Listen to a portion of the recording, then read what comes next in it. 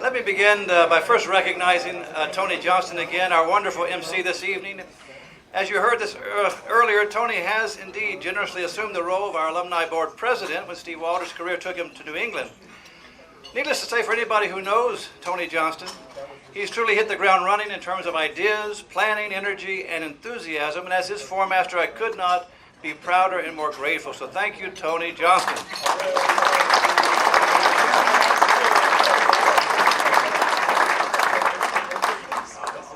At last year's Moroney Dinner, I half jokingly referred to all the earthquakes that we were dealing with, epicentered in and around our Irving campus. Well, these are ongoing. But who would have believed that an even bigger threat would come from a truly historic level of flooding, even by Cistercian standards? As many of you know, over 6 feet of water overflowed the banks of the Trinity in May, delaying our closing ceremonies, canceling our golf tournament, Saturday's events and reunions weekends for the first time in memory, and inflicting significant damage on our athletic facilities and our grounds, even infamously turning one of our Abbey cars into a submarine. No names.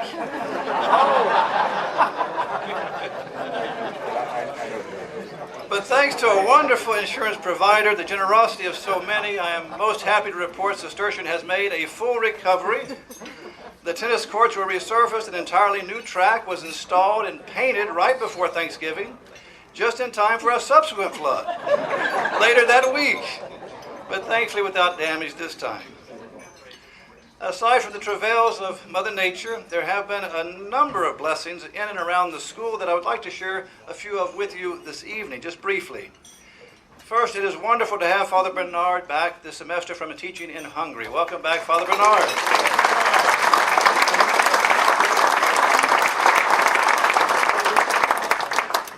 As a consequence of his return, along with our newest members in the Abbey, we now have a total of 17 monks working and ministering in the school, an all-time record this year.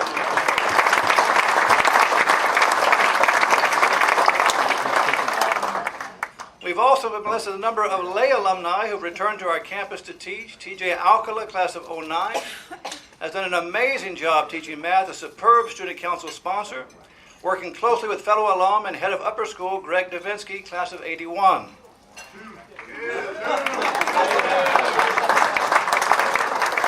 I do that always. That's funny. The theme for this year's homecoming was TV Land, inspiring Father Greg to come dressed head to toe as that famous green Sesame Street character, Oscar the Grouch. A little fitting. He's not here tonight, is he?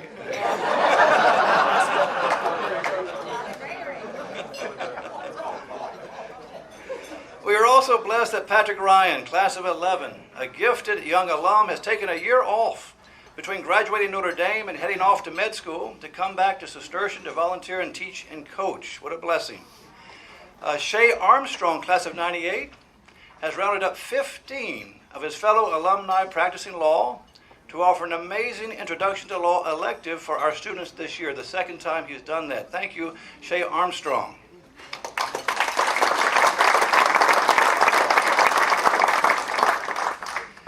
In terms of our curriculum, as was featured in the most recent continuum, we have made substantive changes to the senior year this time, including the introduction of senior seminars, adding an additional theology class each week, making senior language optional, and in lieu of a fourth quarter half-day, delaying the start each Monday throughout the year until 10:15 for our seniors.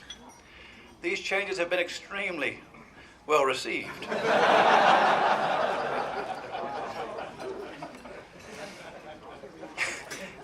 No, not anymore. In terms of our extracurriculars, for the first time in over 25 years, Cistercian Quizbo has qualified 3 teams for national competition in May. How about that, huh?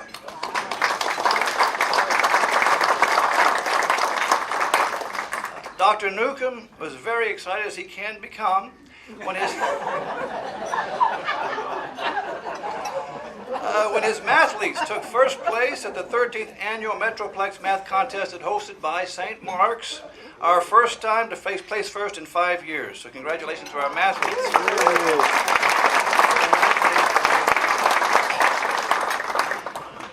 And the athletics, it was a tremendous first year, as Tony mentioned, for our new head football coach, Mr. James Berg. He's a veteran head coach, coached at First Baptist, ESD, was head coach at there at ESD, coached at JP2 as well. We had a 3-7 record this year, but we competed against many much larger schools down in Houston this year. And Mr. Burke insists that in all of his experience, his Cistercian students played harder than any he has ever coached before. It's a testament to the boys and to Mr. Burke, who's been described very much as Hillary-esque in his care for the boys, in his bond with his players. The boys, in fact, prepared a meal for he and all the coaching staff and their wives to celebrate this 3-7 year record. So how about that?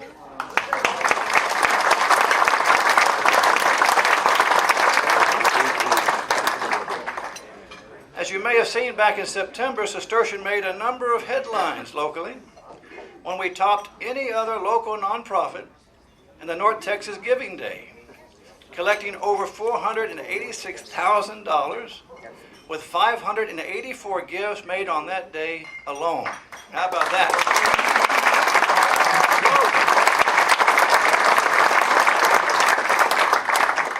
This not only got our sustentation and alumni scholarship drives off to a great start, but was a source of tremendous goodwill among alumni and current parents, and great free publicity throughout North Texas.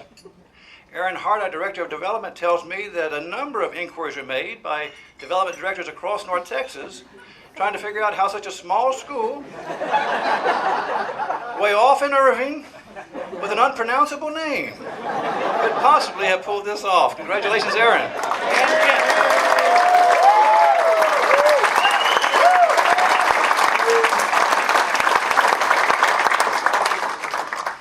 And this just happened today, Admissions Day, 7th grade basketball tournament against St. Mark's, double overtime.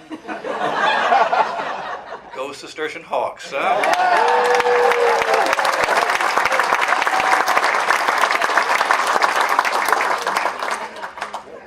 In terms of our alumni, I'm pleased to share with you yet again this year, our alumni continue to reach out wonderfully more and more to each other, not only within their particular classes, but across different classes. Aaron Hart and I were in San Francisco and Seattle last spring, helping to link the alumni from different generations out that way. It's not difficult to do. When they get together, they have the same teachers, the same curriculum, so many fond memories, and so we're still continuing to keep that going between the classes. We'll be heading back to Houston in 2 weeks, then on to DC and New York in early April to continue the facilitating of alumni relations. Because of our alumni interest in the school and each other, participation in our scholarship drive for the alumni remains extremely strong. As of tonight, we're already at 30% and growing. Every dollar of this drive, every dollar goes to providing vital scholarships that make our Cistercian education accessible to any qualified young man, independent of his family's financial circumstances. So thank you, all of our alumni donors, to the Scholarship Fund.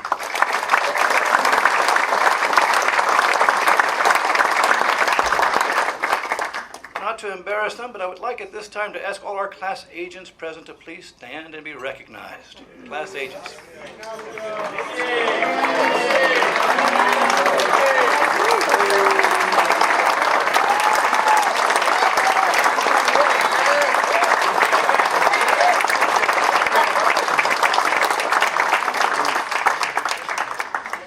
I'd like to ask the Alumni Board who are present this evening to stand as your name is called. President Tony Johnston, class of 05.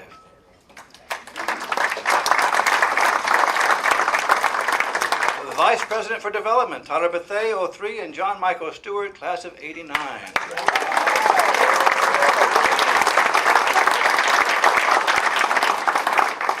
Vice President for Events, Mr. George Cruz, class of 91. George.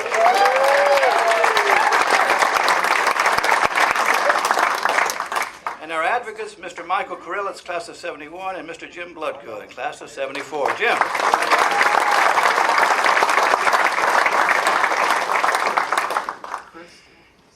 anyone here this evening have not been out to the campus, the earthquake campus, the flooding campus, to see it, it's in great shape despite all of Mother Nature. And so we'd love to have you out. We've got a lot to show you and to talk about. So Aaron Hartman and I would absolutely love to give you a tour of the campus. Please reach out to us if you've not been on campus in a while. Of course, as I conclude, the most important way that you as alumni and alum parents can give back to the school and to the Abbey is always through prayer. So please continue to keep the school and the Abbey in your prayers, and you know that we keep you in ours as well. It's now my pleasure to invite to the podium Mr. Matt Hawkins to introduce tonight's honoree.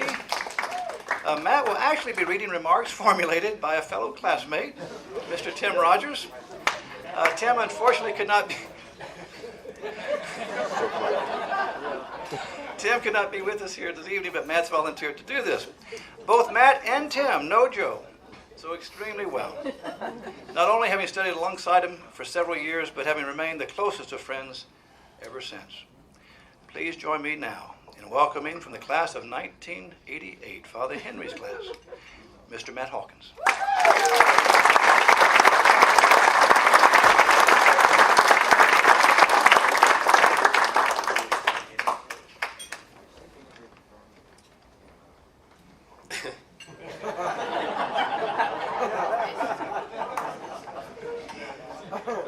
So as Father Paul indicated, I'm merely a pinch hitter tonight.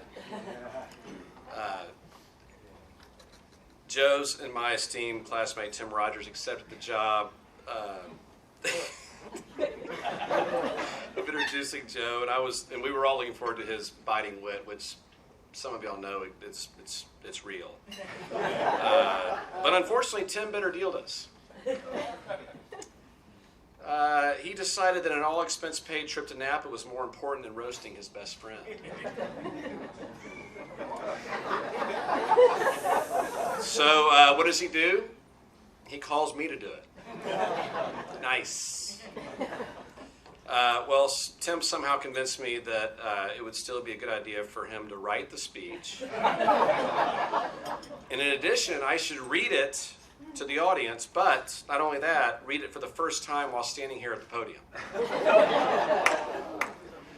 He seemed to think that my reaction to his words would be entertaining. I mean, to my slight credit, I was a little skeptical at the time, and now I'm simply terrified and questioning my judgment.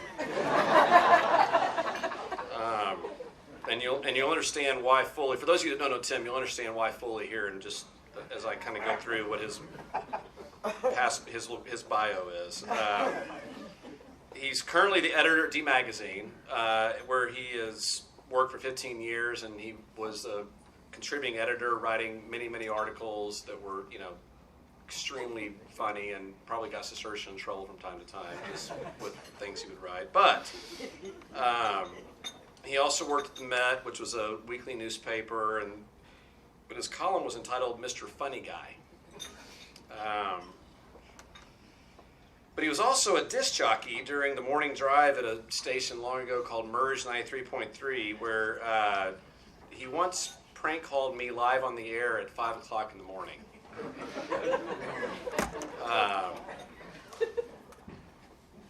So this is the last example I'll give on the type of character we're dealing with here. But when Tim arrived at Cistercian our freshman year, our esteemed abbot, Father Peter, was our English teacher over there, and one of Abbot Peter's first assignments was for us to write an essay of a subject of our choosing.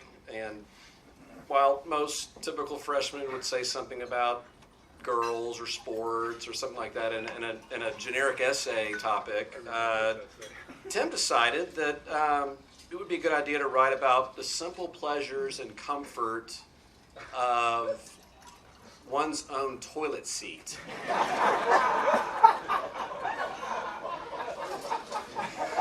Father's laughing because he knows, and he knows the next thing I'm going to say, which is he gave him an A for it.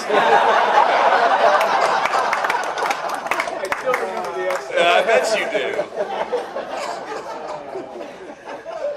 So this is the type of derangement that I and we are about to deal with. So without further ado, Mark Rapolo, who, by the way, cheated and read this before he was supposed to, has it in his hands right here, and I got to take it and open it like a Oscar award here.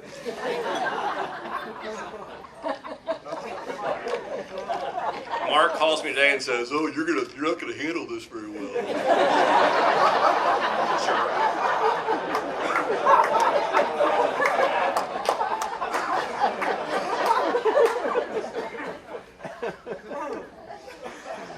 Good grief, I'm already pissed off here. Number one, it's in like 12 font. I can barely read it. So, shut up. All right. Good evening, friends, family, countrymen, priests.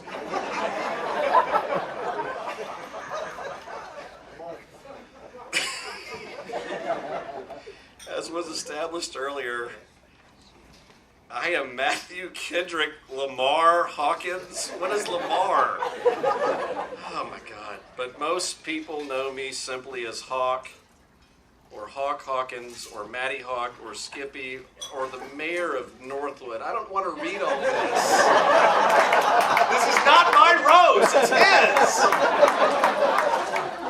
God almighty. All right. I'm not going to skip out. First, I'd like to recant what I said about Tim Rogers.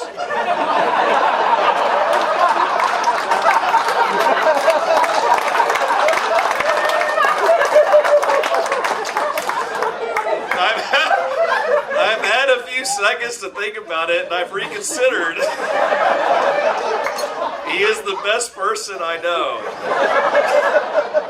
This is bad. All right. Not only is he closer to Christ than I could ever hope to be, come on, but I've looked up to him ever since he joined the Cistercian family in 1984. The fact that he was admitted in the fifth form when so few spots became available is a testament to his powerful intellect. I myself gained admission in the third form when it is much, much easier to get into Cistercian.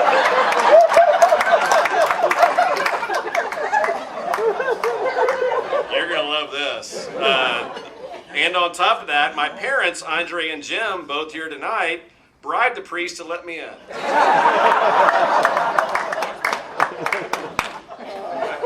hate you too. I have no idea what it says. And I don't know what this means, but he says, Father Bernard, I hope that Chrysler Baron is treating you right. Maybe that was supposed to be part of the bribe there, I guess. But as much as I'd like the speech to be about me,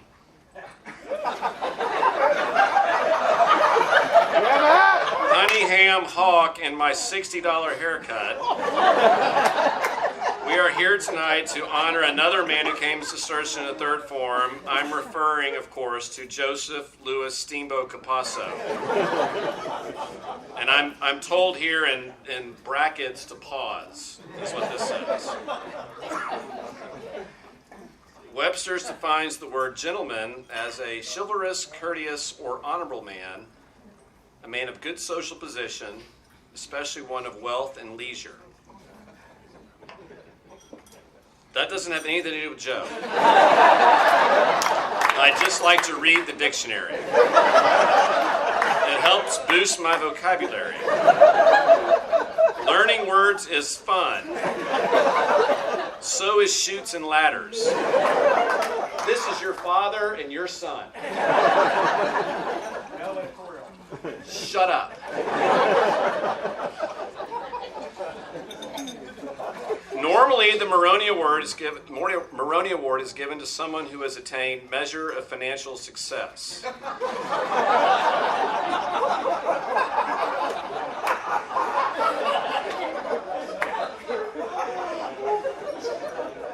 I don't want to read this.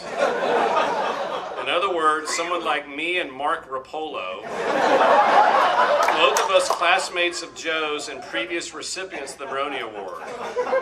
This year, though, the school apparently decided to go in a different direction.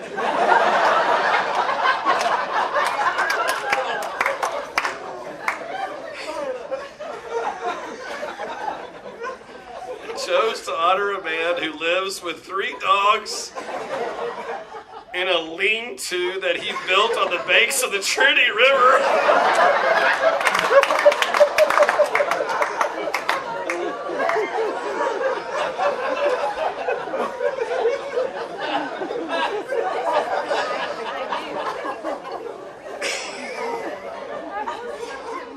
The problem is when you read ahead, you're not reading it out loud, it makes it harder. Yes, tonight he looks presentable, but don't let that fool you. Joe borrowed that suit from his probation officer's bookie.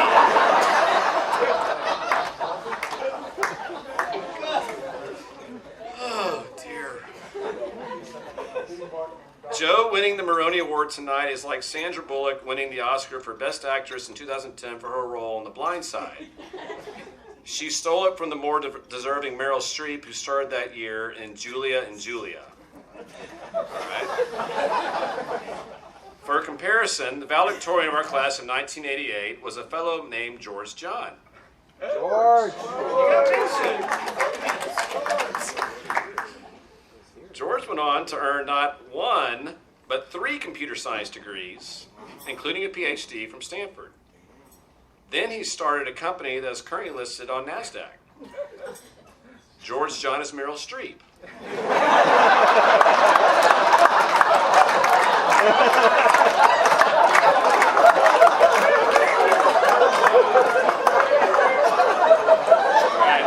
Okay, so now I get it. And there sits Joe, and he says, brackets, caps, point at him. He's Cistercian's own Sandy Bullock. All aw shucks and gosh, I'm so lucky smiles. He knows it. The Blind Side was a pretty average movie. Now this is mean, but Joe is actually a below average student. That's true. The Cistercian community will little note nor long remember Joe's GPA, but I do.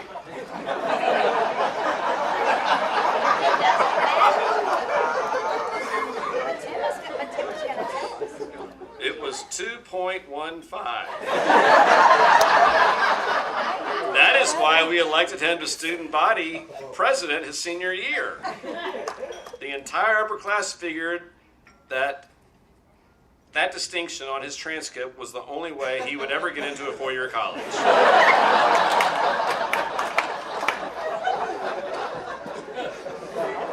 Okay, I'm reading ahead again. It's a problem. And what we didn't know at the time was that Joe is 1/32nd Native American Iroquois.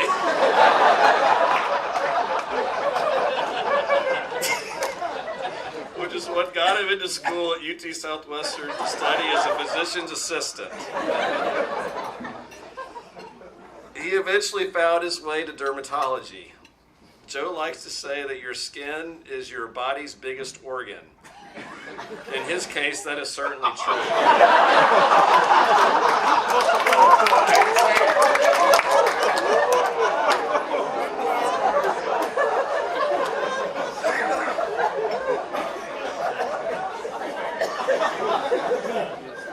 Okay, all right. By the way, Mark gave me 2 copies of this. I don't know why. Just why did you do this? To confuse me? Jerk. All right, so, okay, all jokes aside, Joe was a horrible student at Cistercian.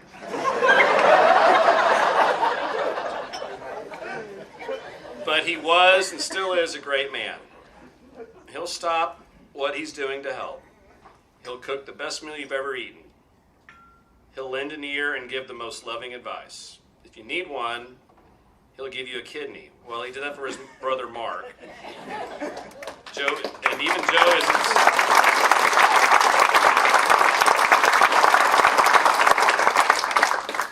Joe isn't stupid enough to do that twice.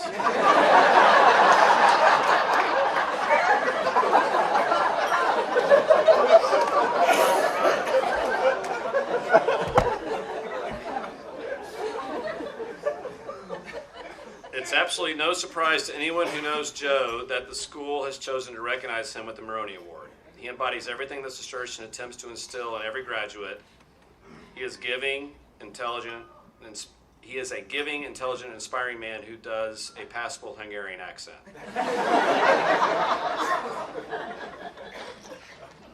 I speak for everyone in the class of 1988, except Tim Rogers, when I say that I'm proud to count Joe Capasso as a friend, even if my own Moroney Award is diminished by his getting the honor tonight.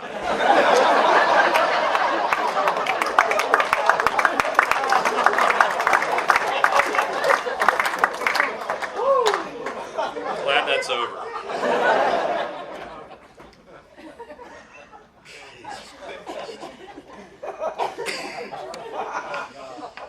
Okay. All right, so it's my understanding that Father Paul asked Tim to remove several lengthy portions of that were deemed inappropriate. And I can only imagine what they were. But in the event that happened, I made some notes for a few things that Tim didn't address because he's sophomoric, he's only concerned about making jokes, and he's showing off. So it's not surprising that I feel obliged to share all these with you now. First of all, and this is in all seriousness now, Tim wrote a bunch of things earlier about how funny it is that Joe's receiving the Moroney Award, but it's ironic that Tim's saying that because Tim and Joe have been best friends for 27 plus years after graduating from high school, and Joe was the best man at his wedding. He's the godfather to Burke, who's sitting here tonight, and so they're very, very tight, and this is just Tim's poor attempt at humor. But back to Joe. Joe lost both of his parents shortly after high school, and his father died suddenly the summer after graduation. And I remember like it was yesterday, but I was with Joe at a movie when we heard about it. And that summer, Joe had been accepted to go to Syracuse and was excited about attending, but he instead decided to stay in Dallas to take care of his mother. And his brother Mark is with us, who was a rising junior at the time. And Joe had to grow up awfully fast that summer. And the way he assumed his responsibilities just shows you what he's made of. And he's always been a giver, as Tim, and I didn't know Tim was going to say this, but he did, but obviously he gave of himself. He gave a kidney to his brother. And the fact that Mark was ill but now lives and is with us is a testament to the kind of person that Joe is. And Joe and Mark aren't the only Capasso boys to graduate from Cistercian. We've got his giant son, Nick, here with us.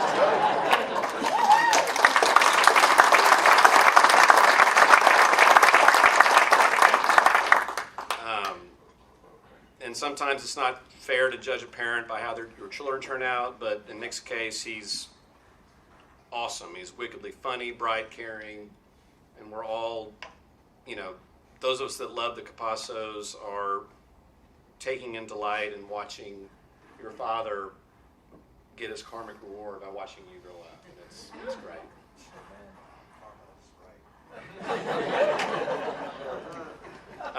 But back to giving, and Joe has given more time to Cistercian than maybe any previous award winner. I hate to say that, but it's probably true, and more than anybody is aware. He's coached soccer for all these years. He's mentored students. He's run the Booster Club for years and years and years. He's organized the soccer tourney over Reunions Weekend. The list goes on. He's given his time, his advice, and his passion.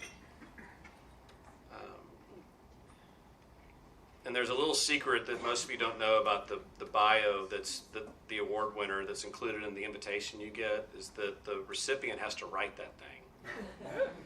And as you can imagine, it's incredibly difficult to pen. And Joe's, he mentioned the not so stellar GPA average that Tim also referenced in his,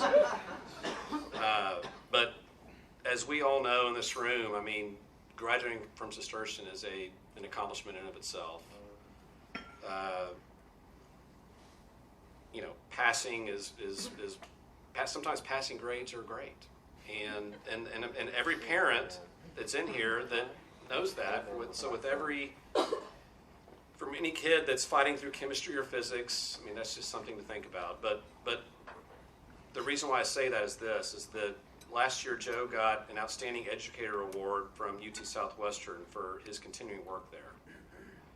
And he's teaching the people that are going through the same dermatology program that he went through. And it just shows you that graduating from the school is a big deal. Lastly, we all know in this room that this was the 10th anniversary of the death of our beloved form master, our saintly form master, Father Henry. And we all miss him terribly, especially those of us that were lucky enough to call him our form master. He was a wonderful and inspiring man. And I find it incredibly appropriate to introduce you to another wonderful and inspiring man. This year's recipient of the Jim and Lynn Moroney Award, my friend and classmate, Joe Capasso.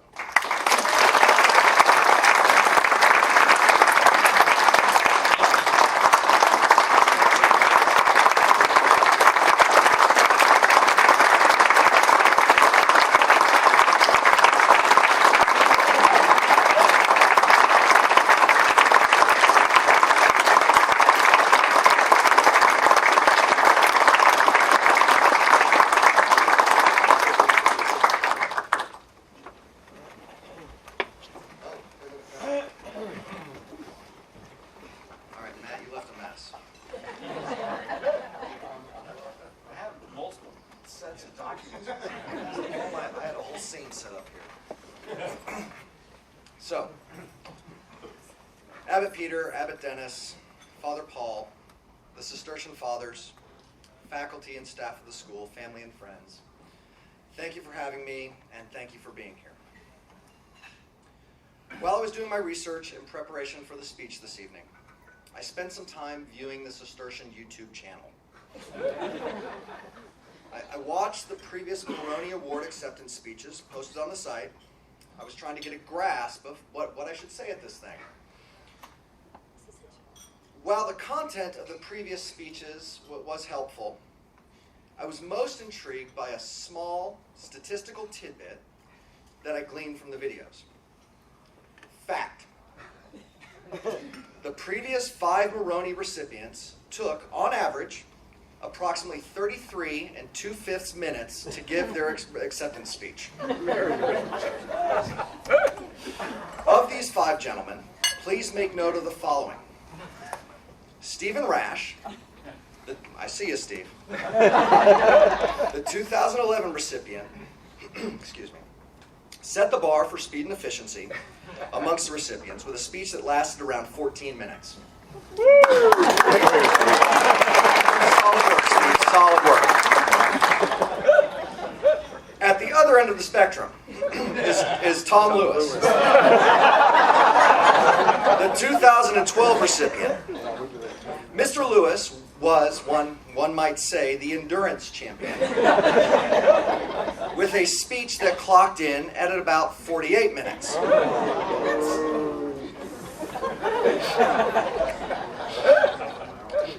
Do you guys smell that? Are you catching that perfume? No. You know what that smell is? That's the smell of a record about to be broken.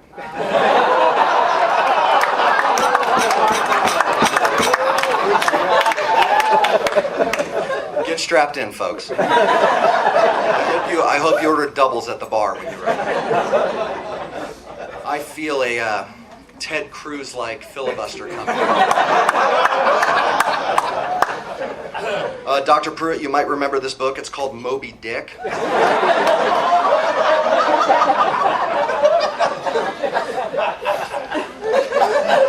a moment. I'm almost there, I promise. Call me Ishmael. Some years ago, never mind how long precisely. I'm joking. Just kidding. Just kidding. Tom Lewis is no slouch. And despite what my son may tell you, I have not the will nor the stamina to babble at you incessantly for 3/4 of an hour.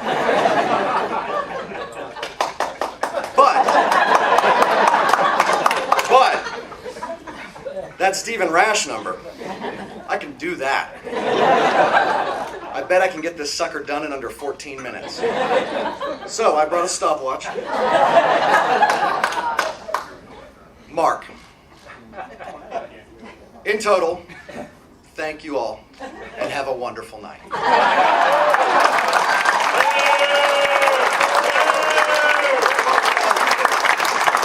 I'm kidding. I'm just joshing. But not by much. I promise I will endeavor to be short. So Mark. But watching those videos with those previous awardees talking about their times at Cistercian, the fun they had with their classmates, the lessons they learned, the importance the school has had in their lives, I had to think, what did Cistercian give to me? And that is an impossibly hard question to answer. I could stand here for days on end talking about what the school, the Abbey, the community means to me. And thankfully for all of you, I've already promised to be short. I was at work when Father Paul called to notify me that I would be receiving the Moroney Award. I rarely answer my phone while I'm at work, but when my phone rang, I just happened to be at my desk. My first reaction to seeing the Cistercian phone number come up on my caller ID was panic. Oh no! That's Father Paul's number. What kind of trouble did Nick get into? After a second or so, I remembered that Nick graduated from Cistercian 2 years ago. So it couldn't be Nick getting into trouble. Still, as Father Paul and I were exchanging pleasantries, another thought creeped into my head. Is this Hawkins or Rogers? Do either of these guys know how to do an East Texas Cajun accent? What angle are these guys working? What's their end game? So I'm working that through in my mind. Ridiculous, right? Well, let me tell you folks something. I have seen things. Terrible, terrible things. I was party to many late-night prank phone calls with Rogers and Hawkins. And these two are true artists of falsified phonitude. They are absolute masters of the form. I do remember one of the calls made to an unfortunate Cistercian family. It was Rogers or Hawkins, I don't remember which one. But they were masquerading as a technician for the sewer department. And with a deep country accent and some techno mumbo jumbo that sounded somewhat scientific, Hawkins or Rogers was able to convince these poor people that an inherent geological instability, invisible to the naked eye, was recently discovered in their backyard. And it was imperative that they immediately go outside and rearrange their patio furniture. Of course, this call was made at 3 a.m. on a Wednesday morning. You can see why it's important to keep your head on a swivel with these fellows around. So obviously, one of the things that Cistercian has given to me is a robust case of paranoia. I said, I didn't mean paranoia, I'm sorry, my mistake. I meant friendship. Robust friendship. I mean, the kind of friend who one day becomes the editor of a big city magazine. Let's call it B Magazine. The kind of friend who uses your name as the byline without your knowledge on a story that you did not write. And maybe that story just happens to be about private school education. And maybe that story contains just the precise gumbo of misleading statistics and general flim-flammery that one Dallas area prep school's headmaster, let's call him Father Reader, might find objectionable. So objectionable that Father Reader might call the supposed writer of the article while the supposed writer was at work. And the supposed writer might see the caller ID on his phone and think, oh no, what trouble did my son Flick get into? And call Father Reader back directly. The supposed writer might then become confused as he is regaled with an accounting by Father Reader of why a certain article in B magazine is incorrect and, more importantly, profoundly disappointing.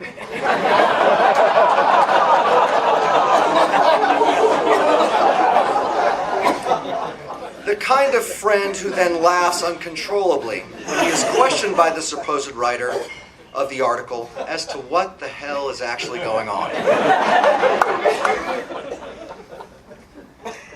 Maybe I did mean paranoia. That same friend, obviously you figured it out, is the guy who wrote the introduction tonight, and his name is Tim Rogers. His wife requested that I use his name as infrequently as possible, as his head barely fits inside the front door of their house as it is.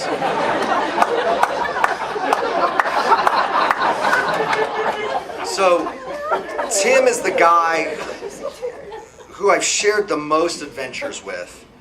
Most of them involving unhealthy amounts of drink, some involving jail time, a few involving pig farms, and one or two involving an emu ranch. The details of these adventures are interesting, but they're unimportant. Tim is also the guy who asked me to be the best man at his wedding. He's the fellow who, along with his long-suffering spouse, Christine, asked me to be the godfather of their son, Burke, of whom I am incredibly proud.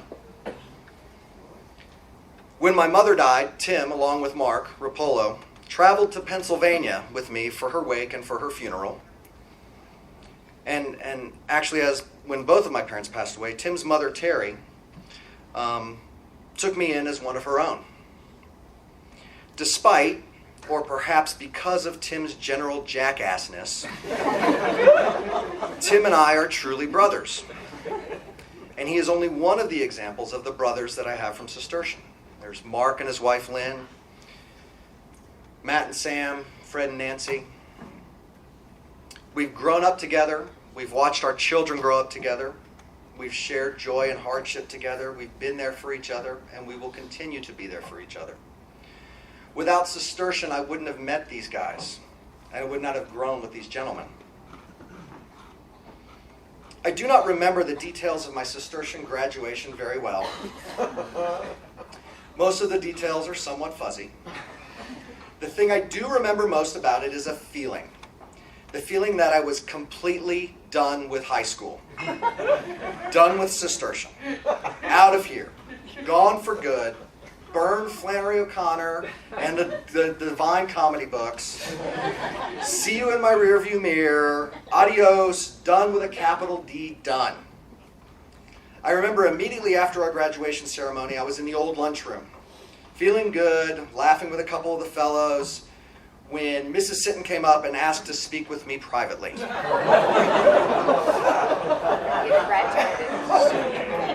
I know. Mrs. Sitton was our chemistry teacher. Our class was not bad at chemistry per se. We were just a bad chemistry class. A really bad chemistry class. That's one. Through specific techniques, methods so profoundly perverse that I am forbidden by good taste to expound upon this evening, we put Mrs. Sitton through the absolute ringer. Now, in order to add a sense of color to our behavior in chemistry class, and this is not out of a sense of braggadocio, I'm just telling you this. Years after we had graduated from high school, I saw Mrs. Sitton at the campus, and we were talking, and she confided in me and said, you know, your class made me consider whether I should pursue a career in teaching anymore. So, with this in mind, please understand that I personally did the least amount of work necessary in Mrs. Sitton's chemistry class in order to pass. So after the ceremony, Mrs. Sitton took me aside and told me that I was going to earn a D in chemistry. Not just a D, a very low D, about as low as you can go. She told me that the grades had not been reported yet, so were not officially final. She then made me an offer. If I would complete just a few of the many homework assignments, which I did not do that semester, all I had to do was complete them and turn them into her, she would bump my grade up to a C-. No questions asked. From a low D to a C- in a college credit class, all for the price of a few measly homework assignments. What a kind and incredibly generous offer. An olive branch extended at the last possible minute, graciously offered from a gentle and wonderful woman who I had done nothing but bedevil for an entire year. Of course, I flatly and immediately refused the offer. I had graduated, and I was done. Nuclear option, scorched earth, a D will do just fine, thank you. What does it matter? I thought. I'm never going to see this place again. Two things I apparently did not immediately learn from Cistercian: graciousness and foresight. I obviously did not know well enough back then that when someone gives you a sweetheart deal out of the goodness of their heart, the least you do is acknowledge the offer, and you're an idiot if you don't accept it. As for foresight, well, here I am, almost 30 years after Mrs. Sitton's offer, the father of a recent graduate, and a proud Cistercian groupie. That whole gone for good thing didn't really work out so good. Now, you might be saying, Joe, I thought this was about the things you did get from Cistercian. Boorish behavior and a lack of foresight don't seem much to brag about. Well, the Cistercian order has been around for almost 1,000 years, and these monks are a wise and patient lot. Thankfully so. Because what I've discovered over the last almost 30 years is that sometimes I am a little bit slow on the uptake. Sometimes the lessons take a little bit of time to develop, or it just takes the student a little bit of time to mature until he can accept them. What I've found is that rarely a day goes by without me experiencing some lesson, some insight, some little thought that relates back to Cistercian. It might be something small, like coaching a soccer match where the ref's calls are not going our way. The first thing I really want to do is scream and yell at the ref to give him a few colorful, yet anatomically improbable suggestions on how to improve his eyesight. And I swear I never ever do that, and Coach Walsh in the corner can testify to that. Invariably when this happens, I think of Coach Hillary. What would the big man think if he heard you do that? What kind of example did he set for us? And what kind of example should I be setting? Well, I know what he would have thought. He wouldn't think very well of it. He would have demanded that the situation be handled with calm and with class. I also know from example that he would make you run reminders. A push-up every 5 yards up and down the football field in full pads for 30 minutes after practice every day for a week. It might be a frustrated patient that I see in my clinic. Someone who is chronically ill, is fed up with being sick, and who takes that frustration out on me. How would Father Henry, our old form master, relate to this person? Well, I know how Father Henry would relate to this person. He would be gentle. He would be understanding. He would listen. He would calmly advise. He would be firm, but he would be encouraging. He would do what he always did with each one of us. What I've also experienced over the years is that we can always come back to Cistercian. We can come back to this place. Over the years since I've graduated, I've experienced the joy of seeing or reuniting with my Cistercian brothers. I've had the pleasure of watching Nicholas graduate from the school, and I've enjoyed the friendships that have developed with his classmates and with their parents. I've had the pleasure of seeing old students who I was a coach to come back now as friends and as brothers. I've experienced the comfort of the physical presence of the school and the abbey and the land where they both are. I have taken spiritual guidance and advice from the fathers of the abbey, as well as strength from their prayers and in their living examples of faith. Cistercian is my touchstone. It is a home base. It's my center. The Moroney Award is given to someone whose spiritual commitment to Cistercian is very much aflame and whose dedicated work on behalf of the Cistercian family enkindles our hope for the future. I am incredibly flattered by these sentiments. However, that's like saying that I've been committed and dedicated to my eye, or my left foot, or my brain, my heart, some other integral part of my being. This school and its community is part of who I am, and thankfully, despite my shortcomings, considers me a part of it.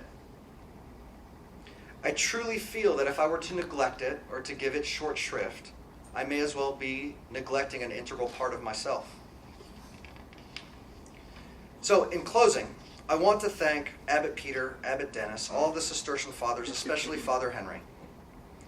I would like to thank the faculty, especially J.P. Walsh and Coach Andre Bruce, my brother Mark, my son Nick, and all the rest of my Cistercian brothers, some of who traveled out here for God knows what reason. Thank you.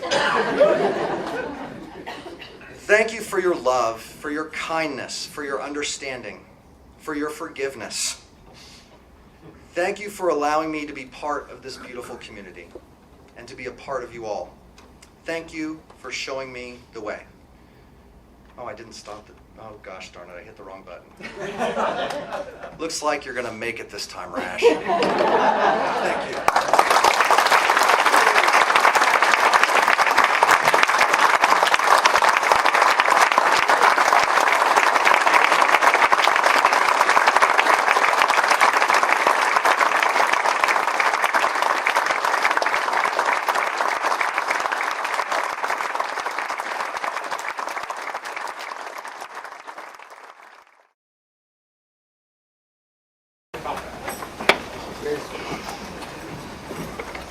Before we conclude tonight, I just want to say thank you, everyone, for coming. We had some excellent speeches, and congratulations, Joe.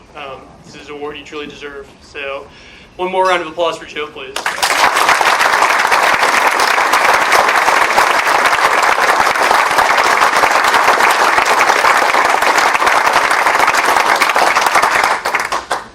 So that concludes our evening for tonight. Everyone drive home safely, and thank you all again for coming.